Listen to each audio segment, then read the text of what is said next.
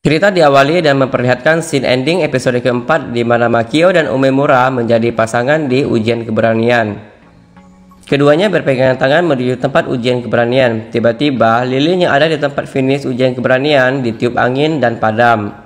Umemura sontak kaget hingga kehilangan keseimbangan. Makio dengan sigap menahan Umemura agar tidak terjatuh. Keduanya saling bertatapan hingga akhirnya Makio lari sekecang-kecangnya menjauh dari Umemura dan berteriak, "Apakah ini cinta?" Cerita episode kelima diawali memperlihatkan Kazuya yang membereskan pakaian Makio dan mengepel lantai. Rupanya, ia adalah mantan geng motor dan mempunyai julukan si tukang jahit. Tiba-tiba, telepon rumah berbunyi. Rupanya, telepon itu dari Minami yang memberitahukan jika Makio telah hilang.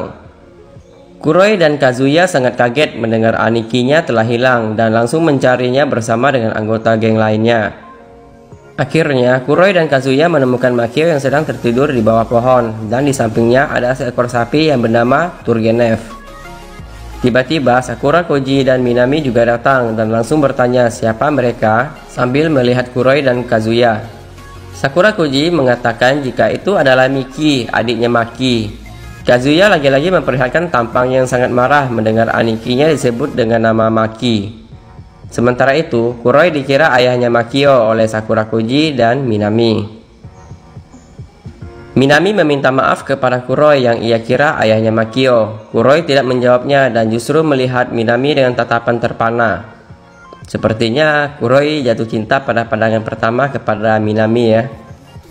Makio mulai terbangun. Kazuya yang mencoba untuk mendekati Makio langsung dihempaskan oleh Sakura Koji. Saat Minami hendak bergegas pergi, Kuroi memperhatikan kepergian Minami. Merasa kehilangan, sepertinya Kuroi fall in love sama Minami. Tua-tua keladi ini namanya nih, makin tua makin jadi. Kazuya sangat geram hingga ingin membunuh Sakura Koji karena Makio terus-terusan dipanggil Maki oleh Sakura Koji. Makio pun terbangun. Ia langsung menanyakan keberadaan Umemura dengan terbata-bata. Sakura Koji mengatakan jika Hikari telah pulang dengan kondisi marah karena Makio meninggalkannya saat tes keberanian. Sakura Koji memanggil Umemura dengan nama depan itu karena Sakura Koji telah berteman sejak kecil dengan Umemura. Sakura Koji bertanya apa yang sebenarnya terjadi, kenapa Makio meninggalkan Umemura sendirian saat tes keberanian. Makio menjelaskan jika malam itu ia dan Umemura berpegangan tangan, karena itulah hantu penebang kayu datang. Sakura Koji tampak sedikit bingung apa yang dimaksud Makio dengan penebang kayu. Tapi ucapan Makio tentang pegangan tangan bersama Umemura tampaknya membuat Sakura Koji bersikap sedikit dingin. Sakura Koji kemudian pergi dan menyuruh Makio untuk meminta maaf kepada Umemura. Scene pun berpindah, tampak Makio tengah latihan bagaimana caranya untuk meminta maaf kepada Umemura. Lucunya, Kazuya lah yang berpura-pura sebagai Umemura dengan bersikap sedikit feminim. Makio sangat kesal karena Kazuya terus-menerus mengatakan jika ekspresinya dalam meminta maaf sangat jelek.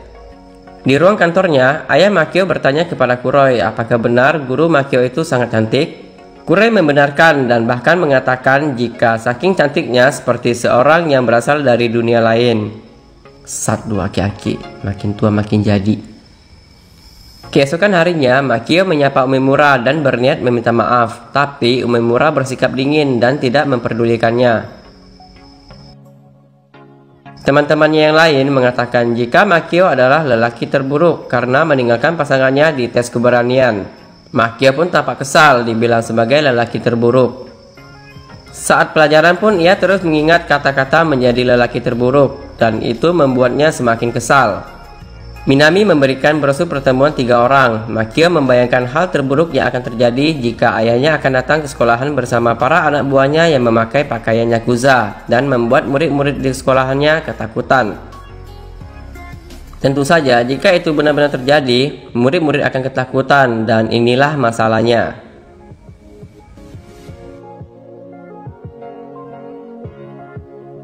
Makio menemui Minami dan mengatakan jika orang tuanya sibuk sehingga tidak bisa datang. Minami kaget dan mengatakan jika ayah Makio telah berjanji ingin bertemu. Makio bertambah kesal dan bertanya bagaimana mungkin orang tua pergi ke sekolah dengan pakaian Yakuza. Makio pun mendapatkan ide. Ia meminta Kuroi menggantikan ayahnya untuk pergi ke sekolahan dan menyuruhnya untuk memakai baju lain yang memperlihatkan jika ia adalah seorang ayah yang pintar. Tentunya Kuroi setuju dan terus berpikir bagaimana agar penampilannya seperti seorang ayah yang pintar. Saat makan siang di kantin, Makio kembali memberanikan diri untuk meminta maaf kepada Umemura. Namun kali ini kembali gagal. Ini membuatnya sangat patah hati. Di rumah, ia pun marah-marah dan bersikap sensitif. Makio marah kepada Kazuya karena menurutnya Kazuya telah menatapnya dengan penuh kebahagiaan. Kekesalannya pun semakin bertambah begitu Miki adiknya menyarankan ada baiknya juga jika Makio berhenti sekolah karena menurutnya seorang Yakuza itu pada dasarnya juga sudah gila. Miki juga mengatakan jika ia sangat kasihan kepada Makio dan ia berjanji akan menjadi orang dewasa untuk Makio dan ibunya. Mendengar hal itu, Makio sangat marah.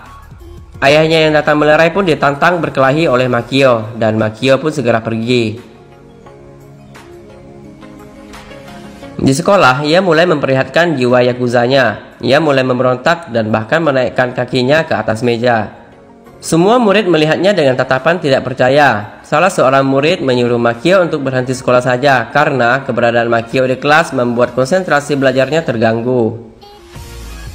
Mendengar hal itu, Makio bertambah kesal dan bahkan sempat menendang meja. Tapi Sakura Koji dengan cepat menenangkannya. Hoshino yang melihat Makio seperti itu justru senang dan menganggap Makio seperti dirinya. Ia bahkan mengajak Makio untuk memberontak dan memperkenalkan apa yang disebut sebagai sisi gelap. Hoshino dan dua anggotanya mengajak Makio untuk bermain game dindong di tempat yang anak SMA sebenarnya dilarang pergi. Hoshino juga mengajak Makio untuk makan es krim di pinggir jalan karena menurut Hoshino itu adalah sisi gelap dari pemberontakan. Hoshino juga memperlihatkan ada banyak wanita cantik dan meminta Makio menggoda mereka agar mereka mau menjadi pacarnya. Bukannya mengajak cewek SMA itu berkenalan, Makio justru menelepon para gadis-gadis seksi dan menyuruh mereka datang ke sebuah kafe. Hal itu membuat Hoshino dan kawan-kawannya tak percaya sekaligus senang. Tiba-tiba datang anak berandalan dari SMA Dokuzeri yang hendak memalak Makio dan yang lainnya. Mereka tidak tahu siapa yang sebenarnya dipalak oleh mereka. Jiwa Yakuza Makio pun keluar. Ia mengajari mereka bagaimana anak berandalan yang sebenarnya. Ia pun langsung menghajar salah satu dari mereka. Sudah 3 hari Makio baru sekolah. Hal ini membuat Minami merasa sedih. Tapi ia percaya hari ini Makio akan datang karena hari ini adalah hari pertemuan 3 orang. Di kelas, murid lain mengatakan hal-hal buruk tentang Makio yang membuat Sakura Koji marah. Sakura Koji kemudian pergi mencari Makio ke tempat game dindong. Sakura Koji memberikan pengertian kepada Makio dan memintanya untuk kembali datang ke sekolah. Sakura Koji mengatakan jika sekarang Makio sudah berubah dan Sakura Koji juga merasa sudah berubah menjadi lebih kuat dan menganggap sekolah itu lebih menyenangkan. Kemudian 3 teman Umemura pun datang dan juga menyuruh Makio masuk ke sekolah. Menurut mereka, Makio sangat lamban karena ia tidak tahu bagaimana perasaan wanita. Mereka mengatakan jika Umemura sama sekali tidak membenci Makio karena Umemura masih sering menceritakan tentang Makio pada mereka. Saat ketiga teman Umemura menjelaskan perasaan wanita ke Makio dan Sakura Koji, mereka malah sibuk menggosip dan mengkacangi Makio dan Sakura Koji. Ya, begitulah wanita. Jika sudah gosip, ya dunia serasa punya mereka.